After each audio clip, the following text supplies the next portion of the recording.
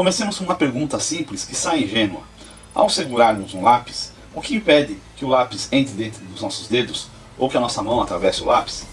Nós sabemos que a eletrostática nos dá como resposta a repulsão entre os elétrons. Esta é uma das condições que nós definimos como condição de fronteira. Condição de fronteira ou fronteira é o limite da separação entre os meios.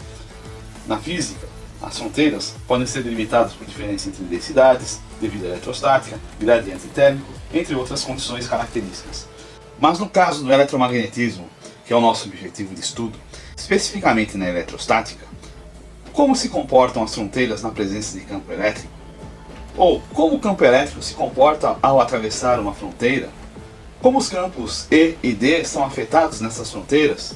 Como se comporta o campo elétrico ao atravessar uma fronteira de um dielétrico para outro dielétrico? Ou de um condutor carregado para um dielétrico? Ou de um condutor carregado para um campo livre? Nesta videoaula, nós tentaremos responder a todos esses questionamentos. Iniciemos retomando alguns conceitos importantes. Se nós tivermos um vetor, vamos chamá-lo de A, nós podemos decompô-lo em duas coordenadas principais, a tangencial e a normal. Outro conceito importante que nós temos que retomar é o conceito de caminho fechado. Se nós tivermos um caminho dado por A, B, C, D e fecha em A, podemos sinalizá-lo conforme o desenho. E ainda podemos colocar setas para direcionar o caminho, ou seja, tudo que for no sentido das setas será positivo.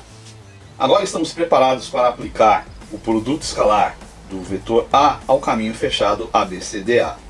Vamos observar que nós vamos trabalhar com cada uma das coordenadas, o A tangente e o A normal. E nós aplicaremos em cada um dos percursos AB, BC, CD e DA. Com isso, temos como resultado, como já esperado, que em cada percurso, apenas a coordenada que estiver paralela ao caminho gerará um valor diferente de zero. E temos que respeitar os sinais. Temos então, no percurso AB, que a tangente gera um escalar negativo. No percurso BC, a normal gera agora um escalar negativo. No percurso CD, a tangente gera um escalar positivo. E finalmente, no percurso DA, que fecha a nossa figura, a normal gera um escalar positivo. É claro que se nós somarmos todos os valores, o resultado será zero, porque o caminho é fechado. Nós podemos colocá-los todos numa forma de equação, e aqui resolveremos um dilema, que é como operar esse produto escalar sobre esta figura fechada. E temos como resultado menos K1, menos K2, mais K3, mais K4. E completando o nosso raciocínio, o percurso AB, BC, CD, DA é o nosso percurso L. E podemos resolver este mesmo sistema aplicando a integral de linha fechada a produto escalar dl, que resultará em um kn, que é um escalar. Nós já vimos isso, então vamos retomar de maneira bem simples. O fluxo elétrico, φ, é igual a integral sobre a superfície do produto escalar de dds. D é o fluxo elétrico, ds é o infinitésimo de área que cobre essa superfície. Então Q, que é a carga envolvida pela superfície, ou a carga do volume, vai ser igual à integral fechada de d produto escalar ds, ou a integral de volume de ρ ou dV, sendo que ρ é a densidade volumétrica de carga, ou a integral de volume do divergente de d dV. E mais uma vez, a densidade volumétrica de carga é o divergente de d, ou é o divergente da densidade de fluxo elétrico. Nós chegamos a esses resultados graças à lei de Gauss. A lei de Gauss prima pela simetria das estruturas na hora de se calcular o fluxo elétrico. Utilizaremos então das mesmas ideias de Gauss. Nós vamos desenhar uma superfície fechada em torno da estrutura na qual queremos calcular a densidade de fluxo elétrico. Esta estrutura fechada é denominada gaussiana. Nosso objetivo é, com a utilização da gaussiana, podermos mais facilmente calcular a componente tangencial e a componente normal do vetor D. Vamos desenhar algumas superfícies gaussianas sobre distribuições de carga. O que nos interessa é ter a facilidade de descobrir qual é a densidade de carga através dessas gaussianas. Então, para uma carga única, uma carga pontual, podemos muito bem utilizar uma esfera que cobre toda essa carga. Para uma distribuição linear, podemos colocar um cilindro, de forma que o cilindro, no sentido Z, cubra toda a sua linha de distribuição de cargas. Já uma distribuição superficial de cargas, podemos colocar um cubo que atravessa a superfície. E com isso conseguiríamos identificar as regiões onde se concentram a distribuição de cargas e facilmente calculá-las pela simetria da geometria. O interesse de nosso estudo é saber o que ocorre com a intensidade de campo elétrico e com a densidade de fluxo elétrico quando o campo elétrico atravessa uma fronteira. A primeira análise de condição de fronteira será entre um dielétrico e outro dielétrico.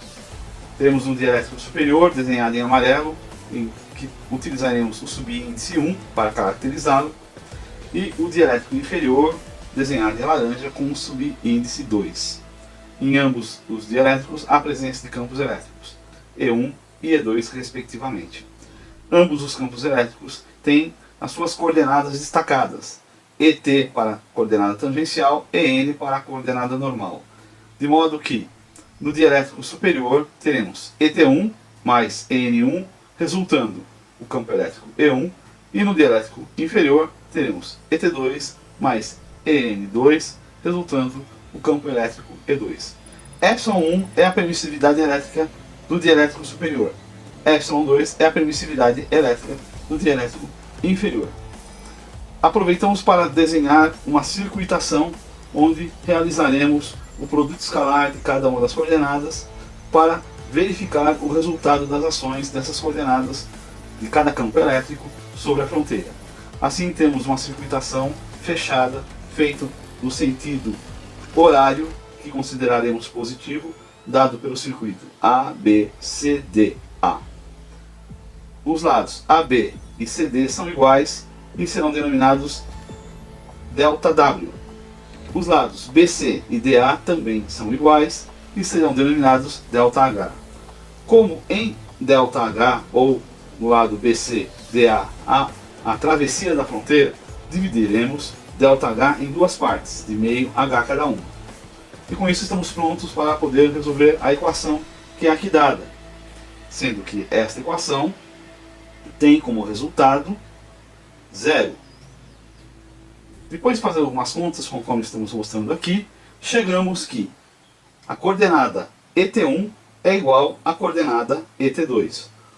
Ou seja, o campo elétrico no dielétrico superior, que está tangencial à fronteira, é igual ao campo elétrico inferior, também tangencial à fronteira. Isso para nós significa que ambos os campos não se alteram na fronteira de modo tangencial, ou que as coordenadas tangenciais do campo elétrico não se alteram na fronteira. Quanto ao fluxo elétrico dado pelo vetor D, que é igual a ε vezes o vetor E, que também tem coordenadas D é igual a D tangente mais D normal, temos no resultado ET1 e ET2. Logo, teremos também ET1 sendo igual a DT1 sobre ε1, ET2 sendo igual a DT2 sobre ε2. Sendo ET1 igual a ET2, tem-se que DT1 sobre ε1 será igual a DT2 sobre ε2. Mas devemos lembrar que ε1 é diferente de ε2, pois temos dielétricos diferentes. Desta forma, dt é descontínuo na fronteira das interfaces. Fazendo o esboço das densidades de fluxo elétrico em ambos os dielétricos, observamos que dN1 está paralelo a dN2. Utilizando de uma gaussiana cilíndrica e projetando esta gaussiana sobre a fronteira, nós conseguimos medir a variação da carga elétrica através dessa gaussiana.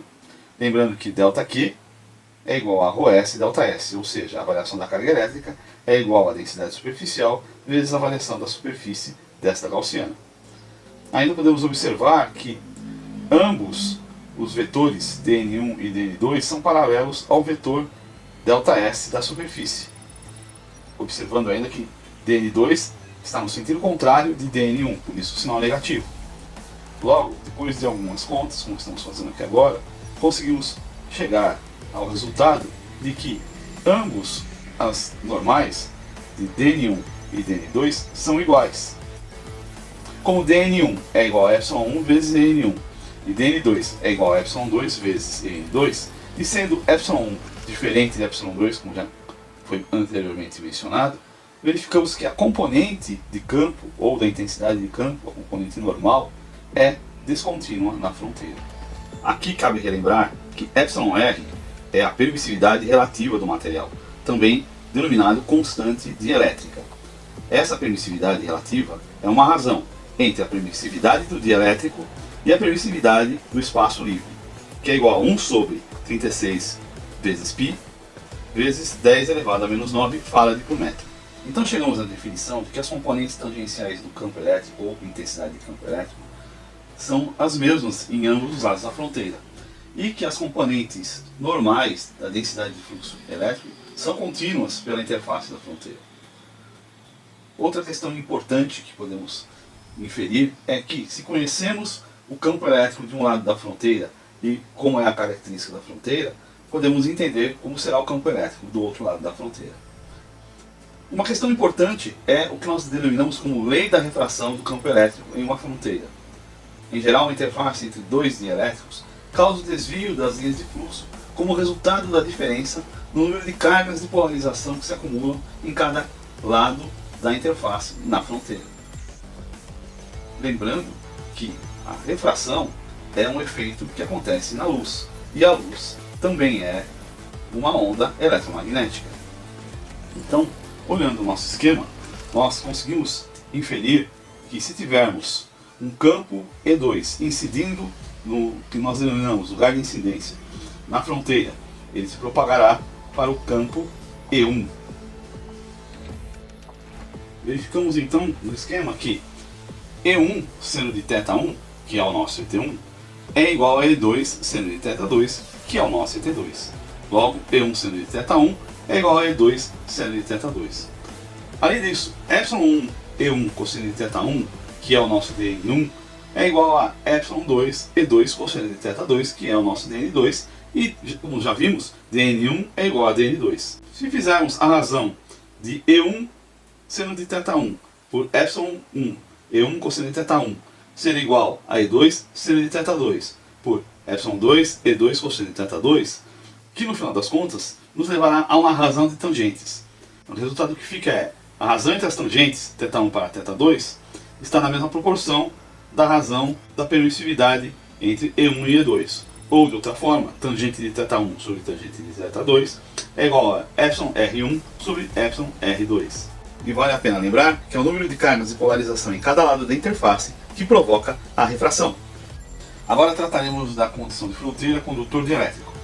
Nós teremos o nosso dielétrico na parte superior, sendo desenhado em amarelo, e o nosso condutor na parte inferior, desenhado em laranja. Lembrando que dentro do condutor, o campo elétrico é nulo.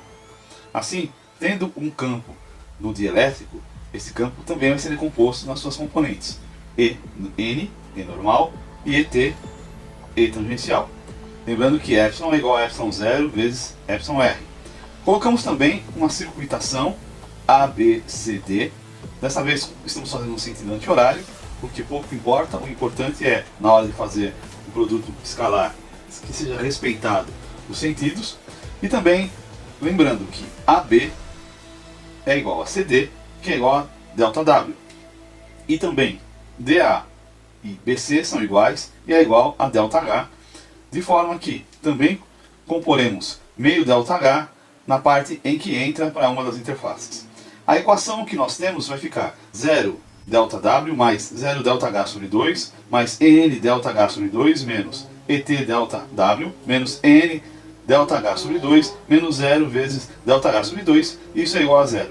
O que resulta que ET é igual a 0, ou seja, a componente tangencial é nula, sendo ΔQ, a variação de cargas, igual a dN, produto escalar ds, menos 0ds, temos que, no final das contas, dN vai ser igual a variação de carga em relação ao espaço, a variação de espaço, que é o nosso ρS, ou a densidade superficial de cargas. Consequentemente, a densidade de fluxo elétrico nesta estrutura é igual à densidade superficial de cargas, ou seja, todas as cargas ficam na superfície do condutor, na fronteira com o dielétrico. E já podemos especificar algumas proposições. Se nós tomarmos o condutor como sendo ideal, ou seja, um condutor perfeito, podemos primeiro dizer que não existe campo elétrico no interior de um condutor. Isso já é bem sabido. Isso implica que ρ, ou seja, a densidade volumétrica de carga, é nula, assim como é nulo também o campo elétrico. Que pode existir um campo elétrico externo ao condutor e normal à sua superfície. E não existe diferença de potencial entre dois pontos do interior do condutor, ou seja, é a garantia da equipotencialidade do corpo do condutor. Como já verificamos a ação da intensidade de campo elétrico na relação condutor-dielétrico, vamos agora partir para verificar como fica a densidade de fluxo elétrico da relação condutor-dielétrico. Então, se nós desenharmos de novo o nosso condutor com campo nulo e no lugar do campo elétrico desenhamos agora a densidade de fluxo elétrico sobre o dielétrico. E vamos colocar uma gaussiana cilíndrica como fizemos no primeiro momento quando estávamos analisando dielétrico barra dielétrico na fronteira. Assim podemos desenhar aqui o nosso ΔS e temos o vetor ds. E é fácil de ver que o produto escalar dt ds é nulo. E só vai valer o produto escalar dn ds. E dn é igual a ε0 vezes εr vezes n, que é a componente normal do campo. E esse produto resulta, como nós já esperávamos, na densidade superficial de cargas. Ora, isso é muito legal porque nos dá o entendimento de uma questão interessante, muito utilizada, que nós chamamos de blindagem eletrostática, que é o que ocorre nos cabos shieldados ou nos sistemas de canaletas que são aterradas, porque todo o fluxo que emana de um ponto de carga, ele vai entrar em contato com esta blindagem e vai ser aterrado. A garantia desta efetividade é dada no estudo desta condição de fronteira condutor dielétrico que acabamos de realizar. Por fim, chegamos na nossa análise de última condição de fronteira, do condutor carregado para um espaço livre.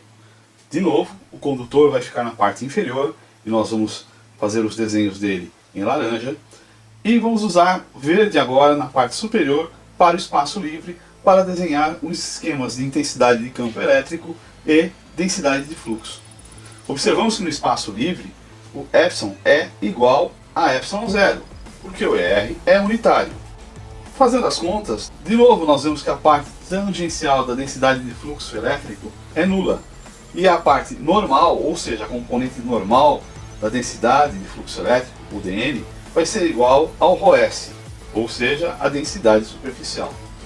E em resumo, temos que o campo elétrico em um condutor é sempre perpendicular à sua superfície.